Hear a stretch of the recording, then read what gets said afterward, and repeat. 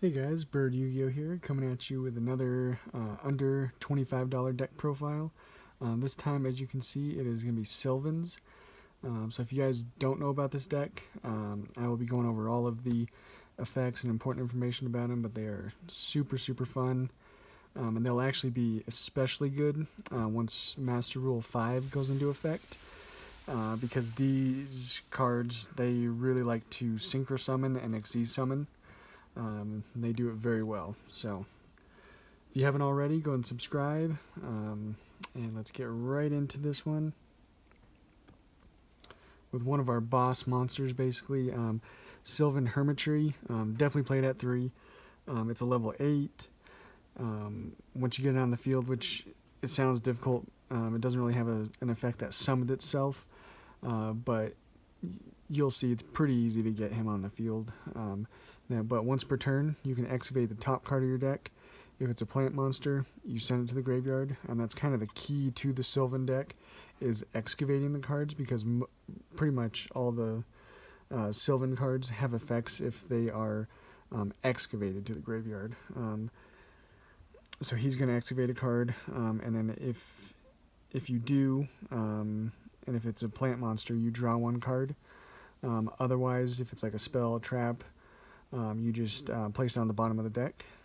And then if this card is excavated from the deck and sent to the graveyard, you can look at the top 3 of your cards and organize them in any order you want.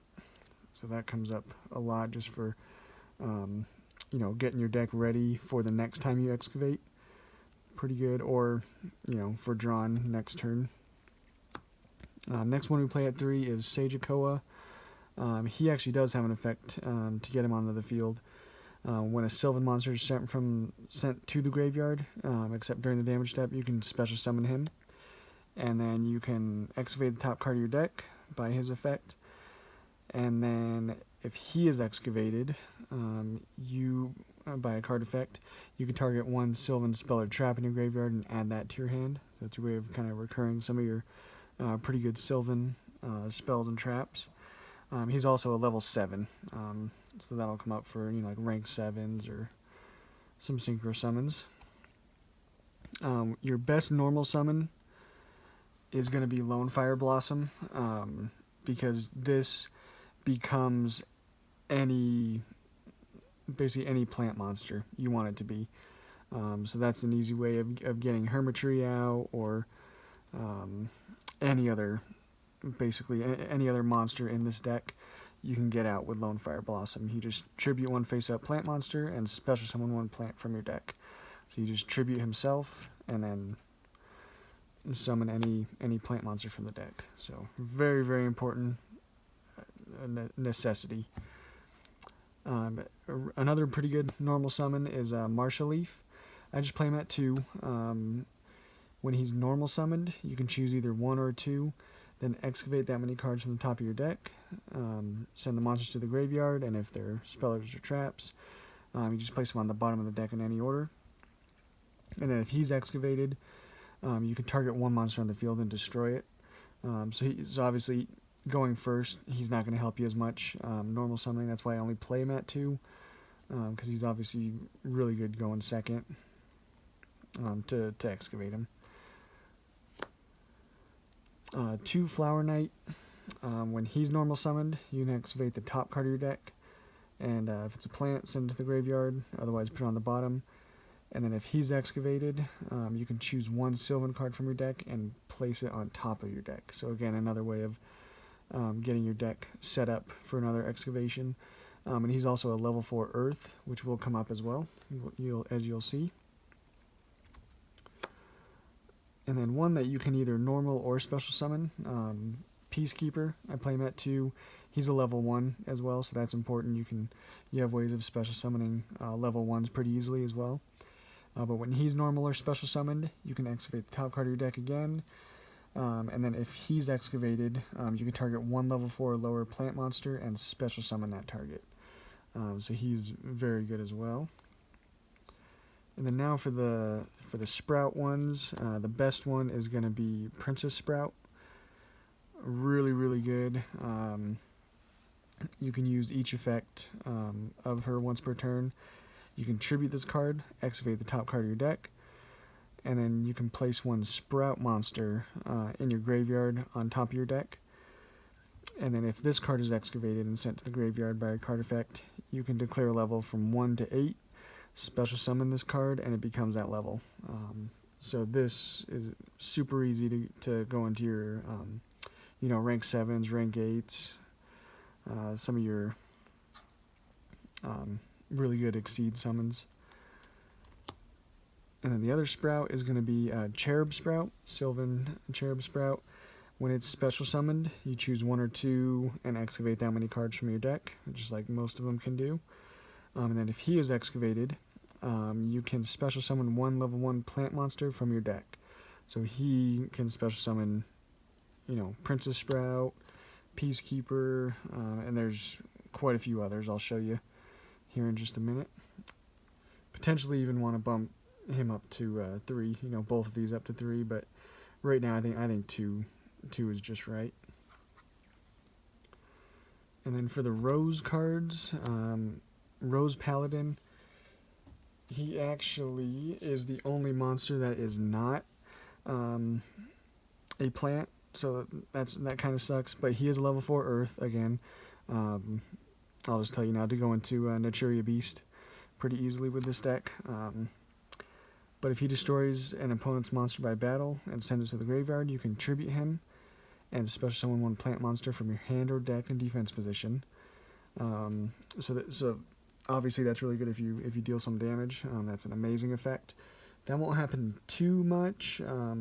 Most of the time what you're going to be using his effect for is you can, if he's in your hand, you send this card to the graveyard and add 1 level 7 or higher plant monster from your deck to your hand. And then if you have a card like Rose Lover in the grave, I just play 1 of her. She's another level 1. But you can banish this card from the graveyard and special summon 1 plant monster from your hand. And if you do, it's unaffected by your opponent's trap effects. But you're going to add a level 7 or higher, and then you're going to then special summon that card.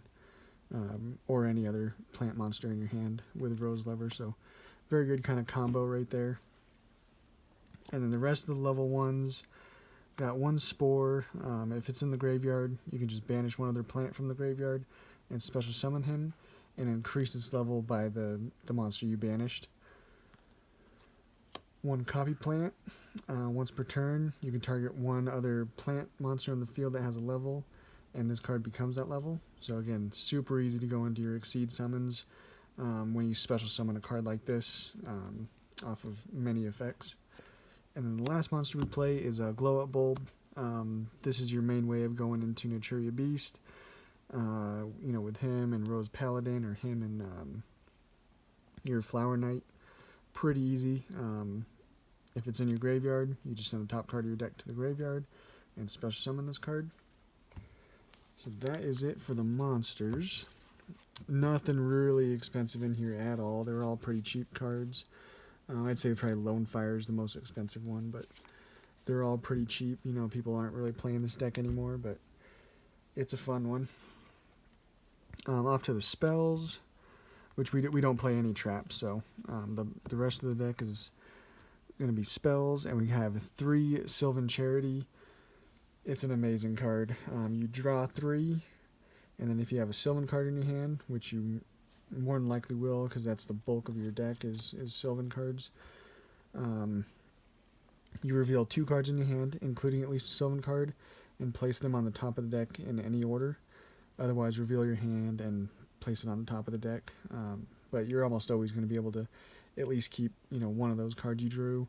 But it just fixes your hands. It pretty much, if you have this card in your hand, you're going to have a very playable, usually a very good hand because of this card. Next one we play at 3 is Miracle Fertilizer. You simply just once per turn, per card, so you can activate these. If you have 2, you can use both of their effects. Where you're just going to target a plant in your graveyard and special summon it. You can't normal summon the turn you use that effect, though. That's the only thing. But otherwise, there's no drawback to it. It's an amazing card. 2 Mount Sylvania. It's not the perfect card. It would be a lot better if you just activate it and you can excavate the top card of your deck. But this, you just send 1 plant monster from your hand or face up on your side of the field to the graveyard, and choose 1 Sylvan and place it on top of your deck. Choose 1 Sylvan in your deck, and it's basically you're organizing your deck a little bit. And then once per turn during your opponent's end phase, so that's why it's not as good. It's a little slow. You excavate the top card of your deck, and again, if it's a plant, you send it to the graveyard. Otherwise, you place it on the top or bottom of the deck. So it's good. It's not perfect, but it helps you out. It gets some of your combos going. So we do play a terraforming to search it out still, and just deck thinning. Reasoning is amazing because this does excavate cards from the top of your deck, so you can potentially get some pretty good effects going off. Your opponent declares a monster level. You just excavate cards until you get to the declared level, and then you send all the excavated cards to the graveyard. So you're most of the time, because you have quite a few different levels in here, you're gonna be getting that special summon, and then an excavation effect too. So it's really good card for this deck. And then 1 for 1. That should be pretty obvious. You have a lot of level 1s in this deck, so you just get to any one of them that you need to. Foolish Burial, mostly going to be for Glow Up Bulb, but you can of course send Spore or Rose Lover. So you have a few targets for Foolish Burial.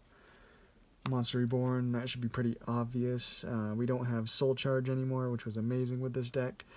But Monster Reborn is fine. You know, you're going to have some monsters in grave pretty much all the time. So Monster Reborn is almost always live. And then the last 2 cards, Pot of Avarice, absolutely amazing for this deck. Again, you're going to be having quite a few monsters in your grave. So just targeting 5 of them, shuffling them back into the deck, and then drawing 2 is absolutely amazing. And then the last card that you have to play in any Sylvan deck is Upstart Goblin.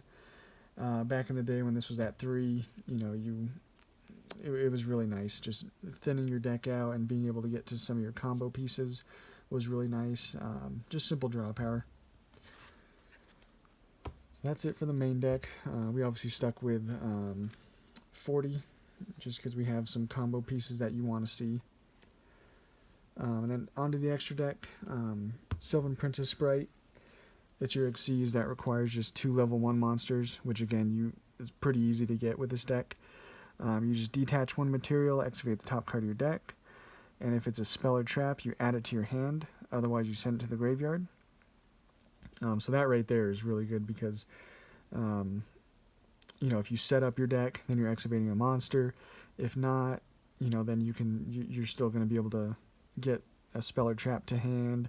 It's a really good card. And then you can send 1 other plant type monster from your hand or face up on your field to the graveyard. Then target 1 Sylvan in your graveyard and special summon it. So she is really good, just perfect for this deck.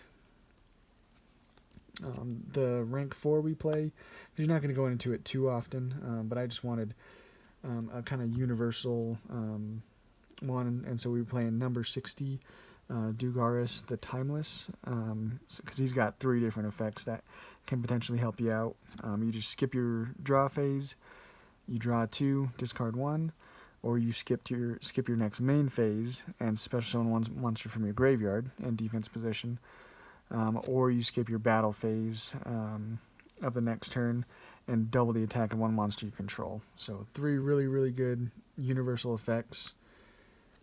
Just thought it was a nice little one to add in here if you get 2 level 4s on board. And then for the rank 7s, we play Aurea. Just once per turn, you can send 1 plant type monster from your hand or face up on your field to the graveyard, and look at a number of cards from the top of the deck equal to the level of that monster, and then place them on the top of the deck in any order. And then once per turn, you can detach 1 Xyz material from this and choose a number from 1 to 3 and excavate that many cards from the top of your deck.